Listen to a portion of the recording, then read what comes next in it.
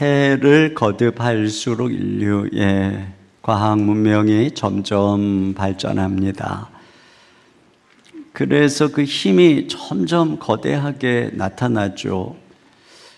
빌딩도 사우디의 제다 타워가 완공이 되면은 1008m까지 1km를 돌파하고요. 또 사우디의 네옴시티는 500m 높이로 무려 170km나 길게 건설을 한다고 합니다. 또 점점 빨라지죠. 극초음속 비행기가 완성이 되면 서울에서 뉴욕까지 2시간이면 돌파한다고 하죠. 또 더 멀리 갑니다. 우주망원경으로 더 점점 먼 우주를 관측하고 또 화성 이주까지 계획을 하기도 하죠. 그런데 동시에 그 힘은 아주 작아지고 있습니다. 반도체가 1나노 시대를 향해 가는데 이게 어느 정도로 작은 것이냐면 머리카락 굵기의 수만 분의 1의 그 얇은 회로 안에 수십억 개의 트랜지스터를 집어넣는 작업이라고 합니다. 상상이 안 가죠. 스마트폰 안에 눈에 보이지 않는 거대 도시가 들어가 있어요. 혈관보다 작은 로봇이 몸에 들어가서 세포 단위의 치료를 하는 시대가 열리고 있습니다. 진정한 힘은 이와 같이 거대함과 세밀함의 양면성을 지닙니다. 아무리 작은 나노 기술로 반도체를 만들고 AI 칩을 만들어도 배후에 거대한 발전소와 데이터 센터 에너지가 없으면 무용지물이 되는 것이죠. 반면에 거대한 능력을 갖고 있어도 세밀함을 갖추지 못한다면 파괴적인 무기만 될 뿐입니다. 이런 진정한 힘은 거대한 힘과 미시적인 정교함이 결합되는 것인데 오늘 우리가 시편 147편에서 발견하는 하나님은 바로 그런 분이세요.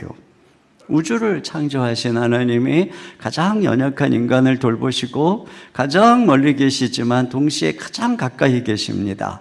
전능하시되 아주 세밀하신 것이죠. 그래서 오늘 시편 기자는 그분을 찬양하는 것이 아름답고 마땅하다 이렇게 말씀하고 있습니다.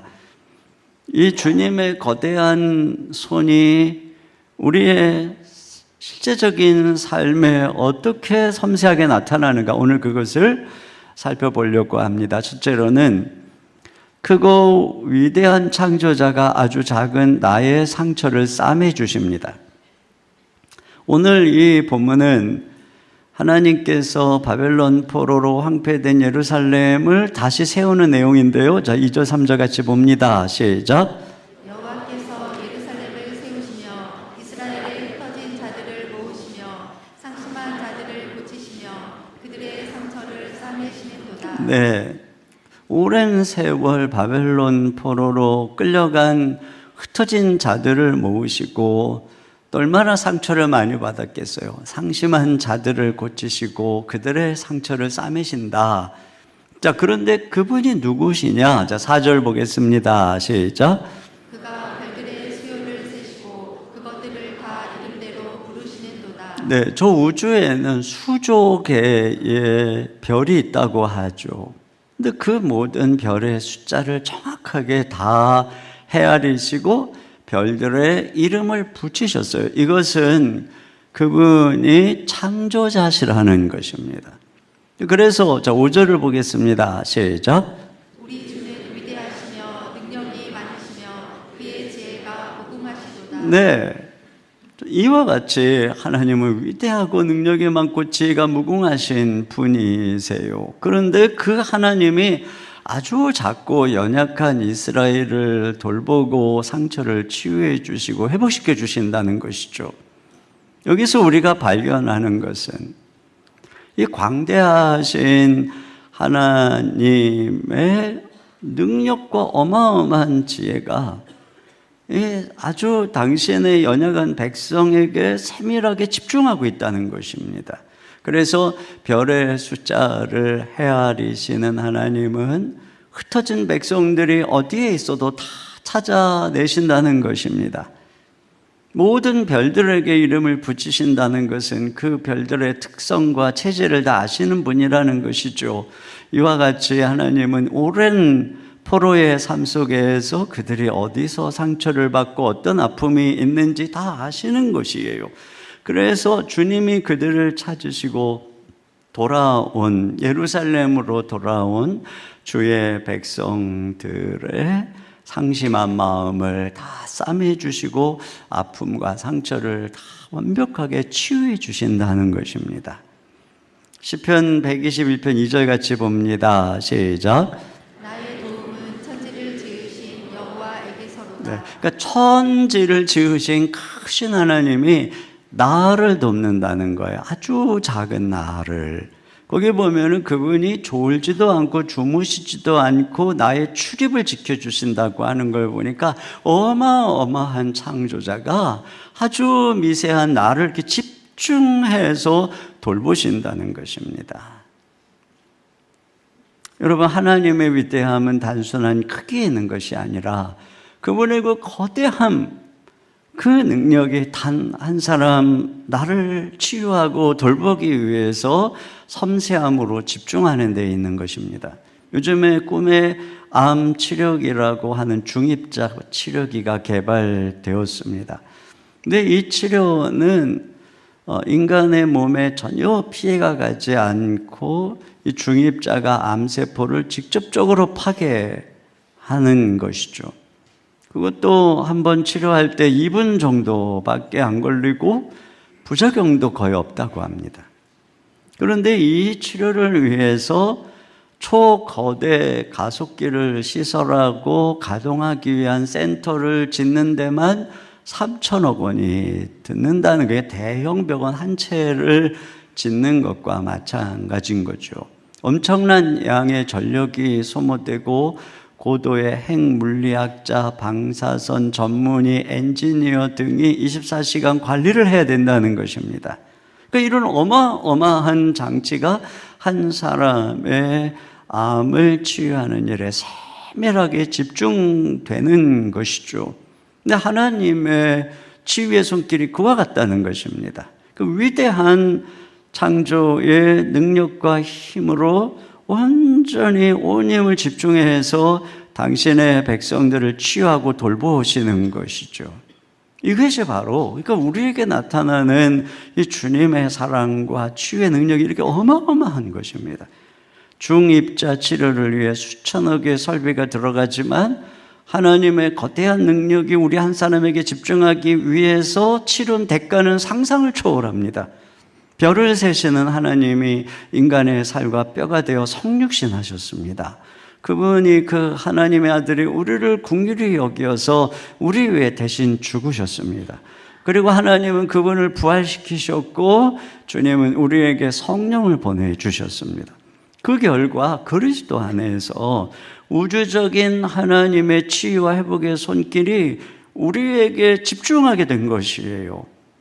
여러분, 우리가 경험하는 주님의 위로와 치료의 손길은 중입자 치료보다 더 값비싸고 능력이 있는 저 우주의 창조자의 손길인 것입니다. 그래서 누구든지 예수님을 믿으면 죄 용서받고 구원받고 거듭나서 하나님의 자녀가 되고 하나님이 우리 아버지가 되는 것이고, 우리가 기도할 때 그분이 들으시고 치유하시고 회복시켜 주시는 생명의 역사가 우리의 삶에 일어나게 되는 것입니다.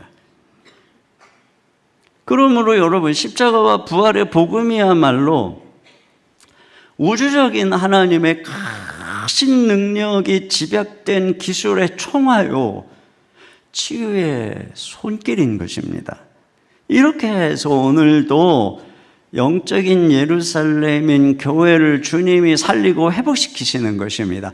흩어진 자들을 모으시고 돌아온 자들을 치유하시되 완전히 치유하시고 회복시켜 주시는 것이죠. 아무리 큰 절망과 아픔이 있다고 할지라도, 누구도 고칠 수 없는 상처를 받았다 할지라도, 누구도 고칠 수 없는 아픔과 질병이 있다고 할지라도, 위대하고 크신 하나님의 손길이 닿기만 하면 여러분, 그분은 우리를 완벽하게 회복시켜 주시고 치료해 주시는 줄로 믿습니다. 땅콩 박사로 알려진 조지 워싱턴 카버라고 하는 분이 계세요. 미국 남북전쟁 말기에 미주리의 한 농장의 노예 아들로 태어난 분인데 생후 몇 달 만에 부모를 잃고 고아가 되었습니다. 그런데 또 어린 시절부터 그는 극심한 백일해를 알아서 목소리도 제대로 안 나오고 몸도 허약하고 왜소했습니다. 아이들과 어울리기보다는 홀로 숲에 들어가서 꽃을 가꾸며 지내기를 좋아했던 그는 늘 나를 만드신 분이 계시다면 왜 이렇게 나를 자꾸 왜소하게 만들었을까 하는 근원적인 질문들을 던지곤 했어요. 그러던 어느 날 한 독실한 신앙인인 여성, 흑인 여성 머라리어 왓킨스라고 하는 분이 그에게 복음을 전하였어요. 그러면서 이런 얘기를 했습니다. 애야, 너는 너의 하나님을 꼭 만나야 한다. 그분은 너를 노예가 아닌 자녀로 불렀어. 그리고 그에게 이 낡은 성경책 한 권을 주었습니다. 그 성경책을 읽던 어느 날 그가 회심을 했어요. 헛간에서 무릎을 꿇고 기도하며 주님을 만났어요. 더 이상 그는 부모 없는 고아가 아니라 우주의 창조자가 그의 아버지가 된 것입니다. 그는 매일 새벽 4시에 숲으로 들어가서 그 하나님과 대화를 했습니다. 식물에 대한 남다른 섬세함과 식견을 가진 그를 식물 의사라고 사람들이 불렀는데, 어느 날 그는 하나님께 이렇게 기도를 했습니다. 위대한 창조주여, 저에게 우주의 비밀을 가르쳐 주십시오. 그러자 하나님은 그것은 너에게는 너무 큰 일이다. 그러면 하나님, 저에게 인간의 비밀을 알려주십시오. 그것도 너에게는 너무나 큰 일이다. 그러면 하나님, 이 작은 땅콩의 비밀이라도 알려주십시오. 그랬더니 하나님이 그래, 그것이 네 눈높이에 맞는 것이니 내가 가르쳐 주마. 그래서 땅콩을 연구한 그가 땅콩 하나에서 무려 300가지 이상의 용도, 식용유나 잉크나 비누나 화장품 등을 발견해낸 것입니다. 그래서 그 남부의 황폐한 땅에 땅콩을 심어서 땅을 소생시킬 뿐 아니라 이 땅콩을 개발을 해서 가난한 흑인 농부들이 다시 일어설 수 있게 했다는 것이죠. 여러분, 이 광대한 하나님의 손길이 이와 같이 작은 아이 하나에게 닿으니까 이렇게 노예 출신의 고아의 병약함에 이런 상황인데 그 아이를 완전히 치유해서 이렇게 위대한 인생으로 바꾸시는 것, 이것이 바로 광대하신 하나님의 손길이라는 것이에요. 그러므로 그분을 향한 우리의 자세가 어떻게 되는가? 6절 같이 보겠습니다. 시작. 여호와께서 겸손한 자들을 붙드시고 악인들은 땅에 엎드러 뜨리시는도다. 네, 여기 겸손한 자, 우리가 그분을 만나야 되는데 어떻게 만날 수 있느냐? 겸손한 자를 붙드신다는 거예요. 내 힘으로는 어찌할 수 없음을 바라보면서 하나님만 의지하는 자가 겸손한 자인 것입니다. 반면에 악인들은 자기의 힘을 믿고 교만하고 이 이스라엘을 압제하고 괴롭히는 그 강한 나라들을 가리키는 것입니다. 근데 그들은 하나님의 그 큰 능력으로 심판을 하고, 겸손하게 주님을 의지하는 자는 그분의 이 섬세한 능력으로 돌보신다는 것이죠. 악한 자들에게는 하나님의 심판의 능력이 핵폭탄처럼 강력하게 파괴하지만 겸손한 자에게는 이 중입자 치료처럼 섬세하게 그를 향한다는 것입니다. 장차 종말의 하나님의 심판은 모든 우주의 체질이 풀어지는 능력으로 나타날 거라고 예고하고 있습니다. 반면에 구원은 당신의 겸손한 백성들 하나도 놓치지 않는 세밀한 은혜로 새 생명과 새 하늘과 새 땅을 창조하시는 은총으로 나타나게 되는 것이죠. 여러분, 새해에 이렇게 섬세하게 우리를 돌보고 치유하시는 주님의 손길이 여러분과 함께 하시기를 주님의 이름으로 축원합니다. 두 번째로, 만물을 운행하시는 크신 분이 보이지 않는 곳에서 은혜의 단비를 준비하신다는 것입니다. 자, 8절을 같이 9절까지 보겠습니다. 시작. 그가 구름으로 하늘을 덮으시며 땅을 위하여 비를 준비하시며 산에 풀이 자라게 하시며 들짐승과 우는 까마귀 새끼에게 먹을 것을 주시는도다. 네, 여러분, 하나님은 이 땅에 살아가고 있는 들짐승과 까마귀 새끼에게 먹을 것이 필요한 것을 다 아세요. 그렇기 때문에 그 구름을 덮으시고 비를 준비하고 때가 차면 이른 비와 늦은 비를 내리셔서 풀이 자라게 해서 그 속에서 들짐승도 까마귀도 다 먹고 살 수 있게 해주신다는 것입니다. 여러분, 갑자기 왜 이런 이야기를 할까요? 지금 하나님께서 포로로 돌아온 그들을 치유하고 고쳐주실 뿐 아니라 그들에게 먹을 것을 공급해 주신다는 겁니다. 들의 들짐승도 까마귀도 먹이시는 하나님이 왜 당신의 백성들을 먹이시지 않겠느냐는 것이죠. 누가복음 12장 24절 나같이 읽겠습니다. 시작. 까마귀를 생각하라. 심지도 아니하고 거두지도 아니하며 골방도 없고 창고도 없으되 하나님이 기르시나니 너희는 새보다 얼마나 더 귀하냐. 네, 그래서 이러한 존귀한 우리를 위해서 여기 지금 이 시편 기자의 초점은 뭐냐면 하나님이 그들을 위해 구름 속에서 비를 준비하고 계시다는 것이죠. 이 기상학적으로 이 비가 내리려면 햇빛에 의해서 이 수증기, 물이 수증기가 돼서 하늘로 저 상층권으로 올라가서 거기 먼지같이 아주 작은 입자하고 결합을 한답니다. 수증기들이 작은 입자 주위로 옹기종기 모여들면서 우리 눈에 보이는 구름의 형태를 가지게 된다는 거예요. 그리고 그 구름 속에서 비 한 방울이 만들어지기 위해서 작은 물방울들이 서로 수백만 번 충돌하고 합쳐지는 과정을 거친대요. 그래서 물방울이 충분히 무거워지면 이제 공기가 떠받치지 못하니까 그 비가 내리기 시작한다는 것입니다. 여러분, 이것을 생각해 보면 하나님께서 우리 인생에 은혜의 단비를 주시는 것이 어느 날 진공 상태에서 갑작스럽게 나타나는 것이 아니라는 것이죠.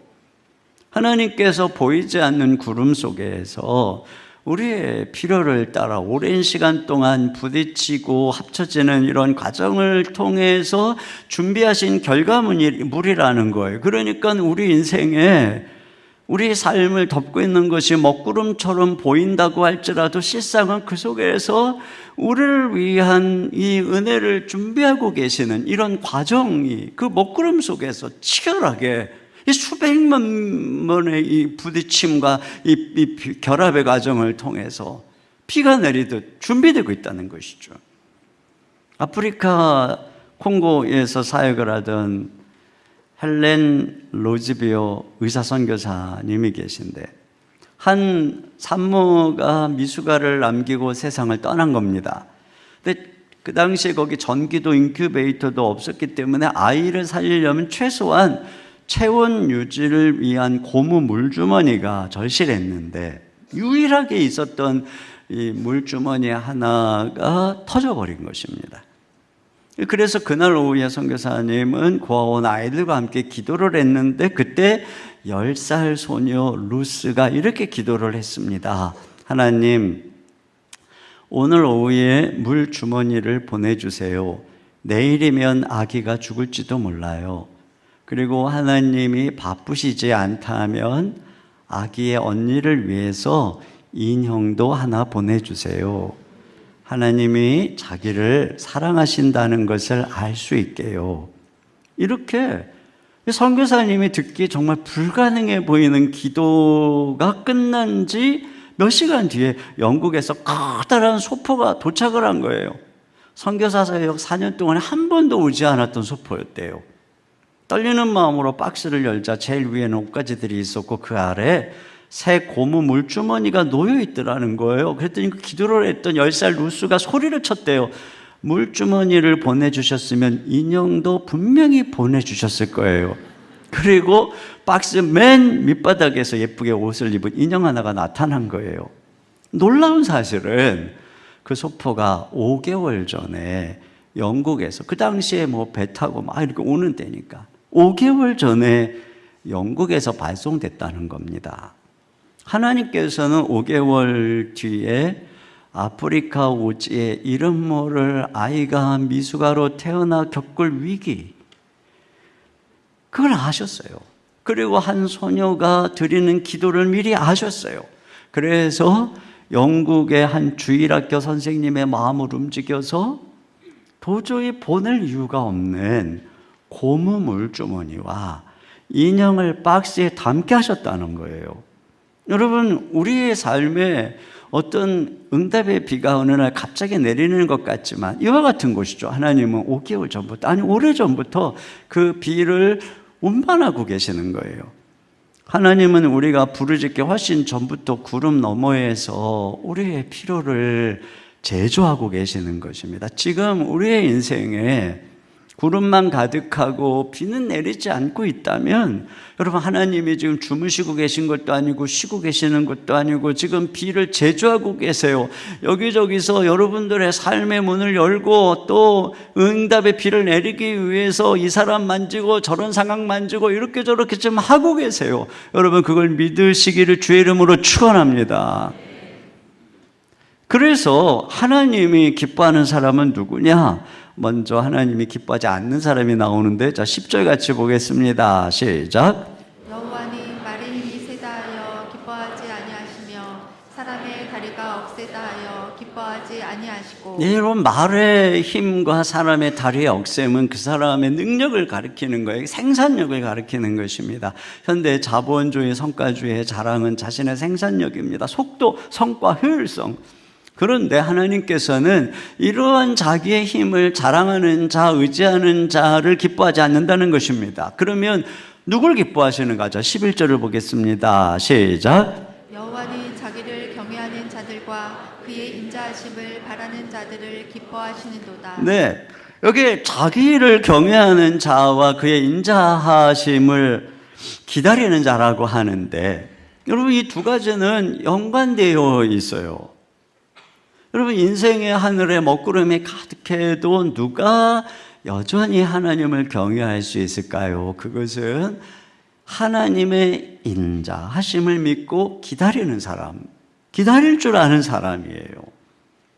분명히 하나님이 구름 속에서, 저 먹구름 속에서 비를 준비하고 계시는 좋으신 분이야, 이것을 소망하는 자들인 것이죠.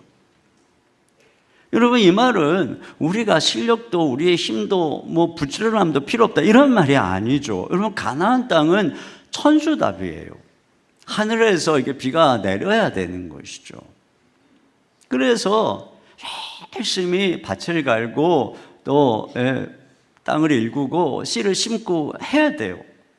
그러니까 부지런하게 해야 돼요. 그래야 비가 오면 싹이 트는 거죠. 이게 무시하는 거 아니에요. 그런데 아무리 내가 열심히 해도 아주 힘센 팔로 그렇게 많은 땅을 개간을 해도 비가 오지 않으면 그냥 끝이에요. 그러면 하나님이 누구에게 비를 내리신다고 말하는가? 하나님을 경외하는 자에게 비를 내린다. 이게 성경의 말씀이에요. 그러면 누가 하나님을 경외하는가? 그분의 인자하심을 믿고 기다릴 줄 아는 사람, 소망으로 기다릴 줄 아는 사람.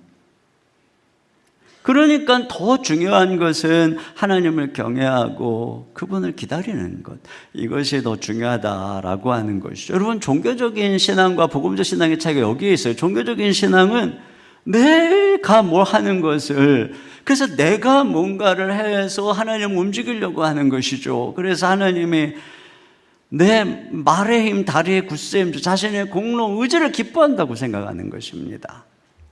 그러나 이것은 잘못된 것이죠. 복음은 무엇이냐? 하나님이 준비하심을, 그분의 인자하심을 믿고 기다릴 줄 아는 것입니다. 여러분, 우리의 유능함보다 우리가 연약하지만 그분을 기다릴 줄 아는 것이 하나님의 마음을 더 움직이는 것입니다. 이 새해에 우리가 더 빠르게 달려갈 결심 이전에 더 깊이 하나님을 의지하겠다는 결심, 이것이 필요한 것이죠. 비를 준비하고 계시는 그 하나님을 경외하고 인자하심을 신뢰하고 기다리십시오. 그러면 하나님께서 이 새해 은혜의 큰 비를 여러분에게 내려주실 줄로 믿습니다. 세 번째로, 자, 우리 같이 한번 세 번째 달러 읽어보겠습니다. 시작. 만물을 말씀으로 소생케 하시는 그분이 말씀을 보내 인생의 겨울을 녹이신다. 네, 앞서 상처를 치유하시고 또 그들을 먹이시는 이 하나님께서는 한 걸음 더 나아가십니다. 자, 13, 14절을 보겠습니다. 시작. 그가 내 문빗장을 견고히 하시고 내 가운데 있는 너희 자녀들에게 복을 주셨으며 내 경내를 평안하게 하시고 아름다운 말로 너를 배불리시며. 여기 보면은 내 문빗장이라고 그러잖아요. 그러니까 가정을, 집을 안전하게 보호해 주시는 거예요. 더 이상은 이 악한 것들이 와서 포로로 잡아가지 못하도록, 그리고 자녀들에게 복을 주시는 거예요. 그리고 경내, 즉 주변 지역을 편하게 해주시고 아름다운 밀, 좋은 밀로 배부르게 해주신다는 거죠. 그러니까 드디어 인생의 겨울이 물러가고 봄이 온 것이에요. 그런데 그렇게 된 이유가 뭐냐? 자, 15절 같이 보겠습니다. 시작. 그의 명령을 땅에 보내시니 그의 말씀이 속히 달리는도다. 네, 하나님께서 말씀을 보내셨고 말씀이 달려서 그렇다는 거예요. 자, 이 시인은 이걸 좀 더 우리에게 잘 이해시키기 위해서 만물의 겨울을 녹이시는 능력을 노래하고 있어요. 자, 16절부터 18절 보겠습니다. 시작. 눈을 양털같이 내리시며 서리를 새같이 흩으시며 우박을 떡 부스러기같이 뿌리시나니 누가 능히 그의 추위를 감당하리요. 그의 말씀을 보내사 그것들을 녹이시고 바람을 불게 하신즉 물이 흐르는도다. 네, 여러분, 겨울은 모든 것이 얼어붙고 고립되고 정지된 계절입니다. 근데 겨울 자체의 힘으로는 절대 물리적으로 따뜻하게 할 수가 없어요. 열역학 제2법칙에 있는 것처럼 시간이 지날수록 에너지는 무질서해지고 무력화되는 것이죠. 그러므로 이 얼음이 녹고 싹이 트려면 외부에서 새로운 에너지가 들어와야 되는 것이에요. 따뜻한 태양빛이 비추고 봄바람이 불어와야 되는 것입니다. 그런데 하나님께서는 이 지구를 말씀으로 창조하시고 봄, 여름, 가을, 자, 공전을 통해서 순환케 하셨어요. 그래서 겨울이 와서 모든 것이 얼어붙는 것 같지만 다시 하나님은 이 공전을 통해서 조금 더 태양 가까이 가게 해서 태양이 비추고 따뜻한 바람이 불어오게 하시는 거잖아요. 이렇게 하시는 것이 우리는 물론 그냥 자연 법칙이다 이렇게 보지만 성경은 하나님이 말씀으로 천지를 창조하시고 말씀으로 만물을 붙들어 운행하신다 이렇게 말씀하고 있어요.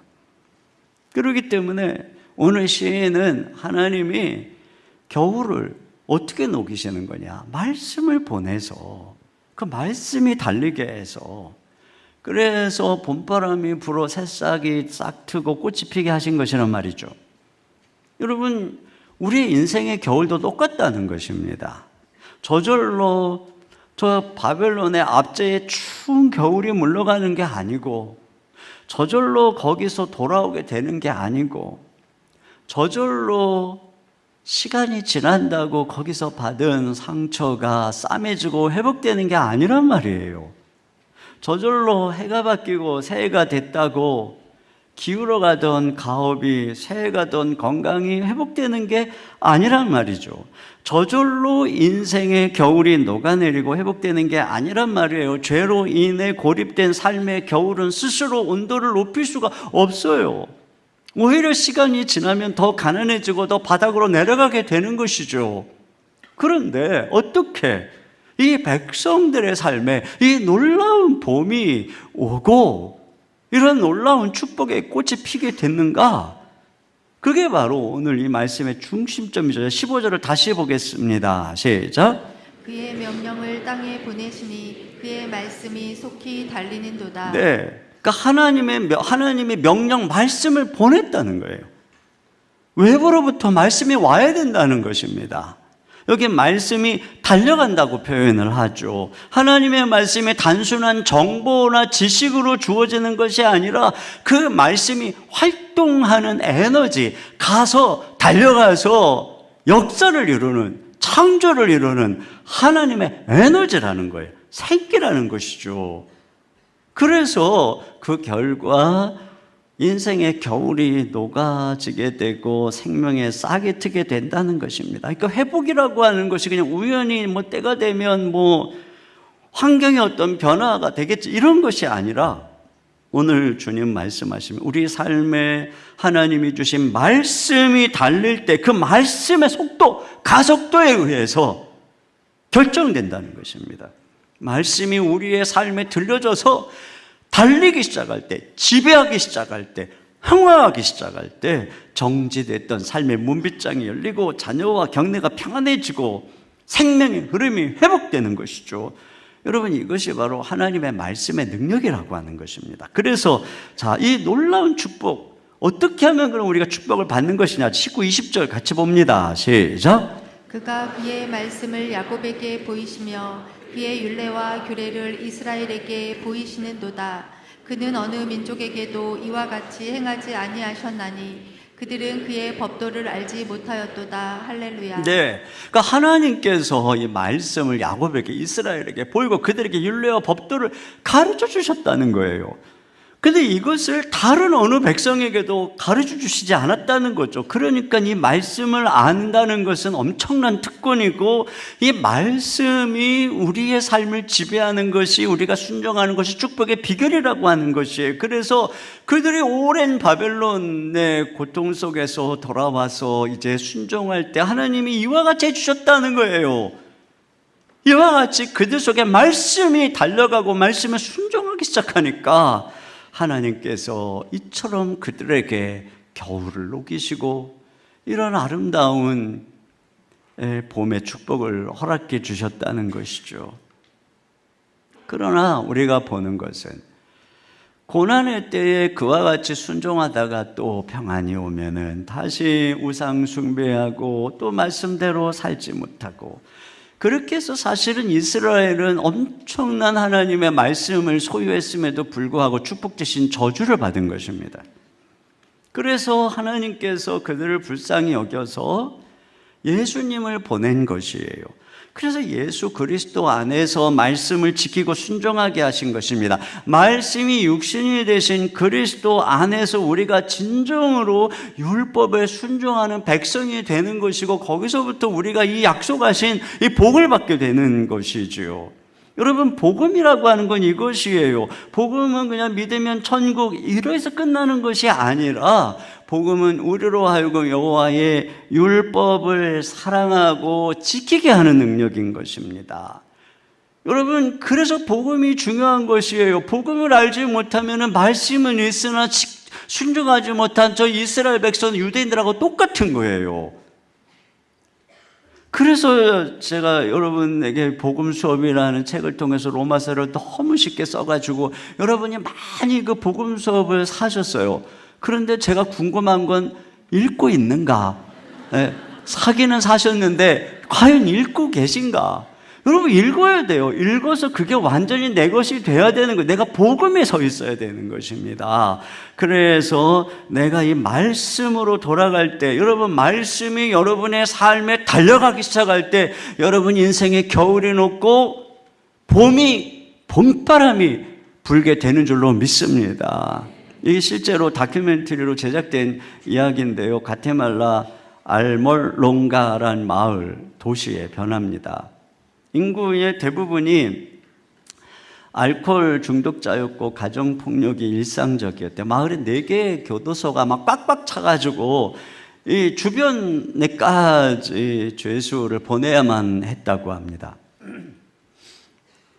주민들이 막시몬이라는 우상을 숭배했고, 문제는 농토까지 황폐해져서 병충해가 심하고 농사를 지어도 소출이 별로 없어서 근근히 그냥 빈곤을 대물림하고 있는 그런 상황인데, 어느 날 마리아노 리스카헤라고 하는 한 분이 알코올 중독자였는데 복음을 듣고 회심을 한 거예요. 근데 성령의 강력한 역사가 그와 함께 한 것입니다. 그래서 그가 회심을 한 이후에 이 마을을 저주하는 영적 세력, 우상에게 대항해서 금식을 하면서 작정을 하고 기도를 시작했습니다.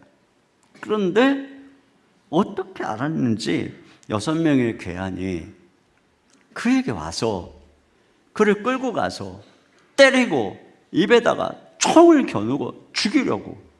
그런데 그 순간에 이 분이 기도를 한 거예요. 증오보다는 그들을 위해서 기도를 하는데 이게 안 당겨지더라고요. 총이 안 당겨지고 그들에게 두려움이 임하고 그들이 그래서 공포에 질려서 도망을 갔대요. 근데 이것이 알려지기 시작하면서 성도들이 모여서 매주마다 3일에서 4일씩 금식을 하면서 기도의 재단을 쌓기 시작한 겁니다. 미신과 폭력, 가난의 굴레를 끊기 위한 간절한 기도가 이어질 때 기적이 나타나기 시작하고 치유가 나타나기 시작하고 귀신이 떠나가기 시작하고 이런 일이 일어난 거예요. 그러면서 사람들이 예수님을 믿기 시작을 하는데 무려 80에서 90%가 그리스도인이 되고, 그들이 단순히 돌아온 게 아니라 다 말씀 앞에 회개를 하기 시작해가지고 36개였던 술집이 3개로 줄어들고 4개의 감옥문이 다 문을 닫고, 마지막 감옥문을 닫을 때 그 감옥문이 1994년에 닫혔는데 명예의 전당이라 이름 붙이고 연회장으로, 결혼식장으로 사용을 하고 있다는 거예요. 기도하니까 엄청난 일이 일어난 거예요. 여러분, 우리가 이제 다음 주에 기도 사역학교 1년 동안, 여러분 우리 교회가 이렇게 기도의 행렬들이 일어날 때 여러분 예배 안에서 기적이 일어나는 거예요. 지금도 이 중국에다더니 뒤에서 기도하고, 이런 기도가 있을 때, 믿음으로 간절하게 기도하는 사람들이 있을 때 그 가정에서, 그 교회에서, 그 사회에서 이런 기적이 일어나는 거예요. 그래서 과거에 술에 취해 싸우던 사람들이 가득했던 거리에 15,000명 이상의 주민들이 모여서 평화롭게 행진하는 도시가 되어버렸습니다. 놀라운 건 뭐냐? 저주받았던 땅이 비옥해져서 농작물 생산성이 1000%가 증가됐고, 무수화 기간이 60일에서 25일로 단축이 되고, 저 그림에서 보는 것처럼 팔뚝만한 당근과 1.5파운드 무게의 비트 등 거대한 채소들이 자라나기 시작한 거예요. 그래서 어마어마하게 막 이 수출을 하고 내다 팔고 이러면서 도시 전체가 부유해진 것입니다. 여러분, 말씀이 달리니까, 복음이 달리니까 이와 같이 그 배후에 그들을 얼어붙게 한 모든 어둠이 떠나가고 겨울을 녹이고 생명의 봄이 싹트게 된 것이죠. 여러분, 이것은 오늘 우리에게도 동일한 것입니다. 그가 오늘 우리가 새해에 붙드는 것은 뭐 새로운 환경의 변화가 아니라 하나님의 말씀이에요. 저절로 새로운 환경의 변화가 오는 것이 아닙니다. 그러므로 말씀을 듣고, 말씀을 읽고, 말씀을 묵상해야 됩니다. 그때 우리가 그분의 음성을 듣는 거예요. 여러분, 우리가 무슨 뭐 책을 보든지 TV를 보든지 SNS나 유튜브에서 수많은 잡다한 지식을 얻는다 한들 그것은 그저 사람의 그냥 목소리일 뿐이에요. 그러나 여러분, 하나님의 말씀은 창조자의 목소리입니다. 천재를 창조하신 말씀입니다. 그 말씀이 우리의 삶에 들리기 시작할 때, 그 말씀이 우리 속에 달리기 시작할 때, 거기서부터 어둠이 녹아내리기 시작하고 창조의 역사가 일어나기 시작하고 하나님의 비밀한 계획들이 일어나기 시작하는 거니까, 말씀을 듣는다는 것은 보통 사건이 아닌 것이에요. 여러분, 인생의 말씀이 들리고 말씀이 달려서 삶의 겨울이 녹고 봄바람의 축복이 함께 하시길 주님의 이름으로 축복합니다. 어느 성도가 큰 사업에 실패로 하나님, 저 별들을 다스리시느라 나 같은 사람의 아픔은 잊으셨나요? 하면서 낙심에 빠져서 길을 가고 있는데 마음속에 저 또랑을 살펴봐라 하는 이런 마음이 있었어요.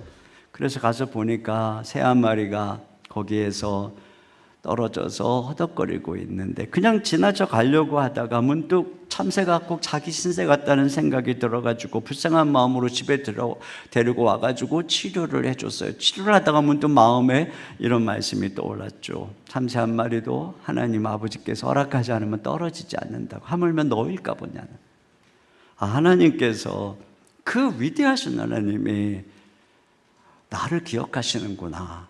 다시 한번 위로와 주님의 음성을 들었다는 말씀이에요. 여러분, 하나님은 광대하셔서 우주를 통치하시고 창조하시고 운행하시지만 동시에 우리의 머리털까지 세시는 분인 것입니다. 우리가 올 한 해 이제 이 비준비하시니 이 찬양을 임내송으로 부르게 될 것이에요. 여러분, 이 찬양을 부를 때마다 우리를 기억하고 겸손한 자에게, 인자함을 기다리는 자에게 치유하시고 겨울에 인생의 겨울을 녹이시는 그분을 기억해야 됩니다. 그래서 우리가 주님 말씀에 귀를 기울이고 순종하며 걸어가겠습니다. 너희 비준비하시니 이게 너무 좋은 찬양인데 여러분 늦게 오면 1년 내내 이거 한 번도 못 부를 수도 있어요. 우리가 이 새해에는 예배부터 새로운 결심을 해야 됩니다. 하나님이 준비하신 놀라운 축복을 풍성히 경험하는 새로운 한 해가 되시기를 주님의 이름으로 축원합니다. 우리 시간에 같이 자리에서 일어나셔서 비준비하시니 우리 찬양을 하나님께 드리겠습니다.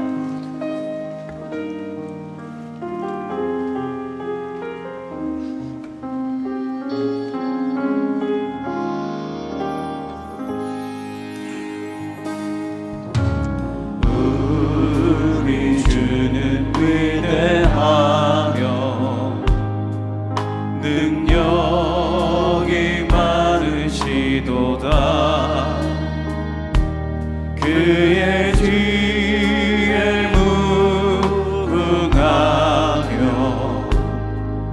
인자는 영원하도다.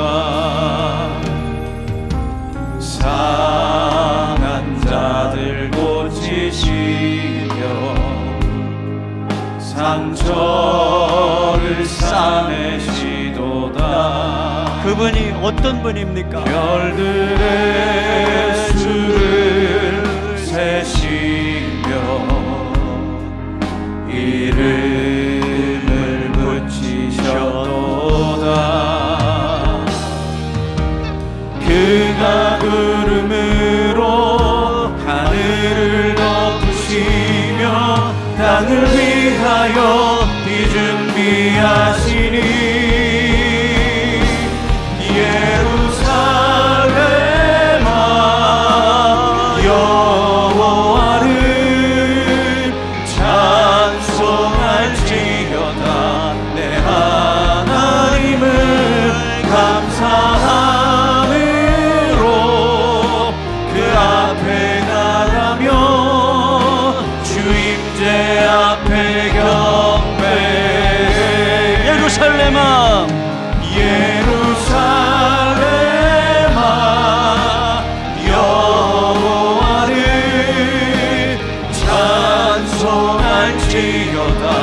내 하나님을 감사함으로 그 앞에 나가며 주임제 앞에 경배. 우리 시간에 같이 기도 제목 한 목소리로 읽고 기도하겠습니다.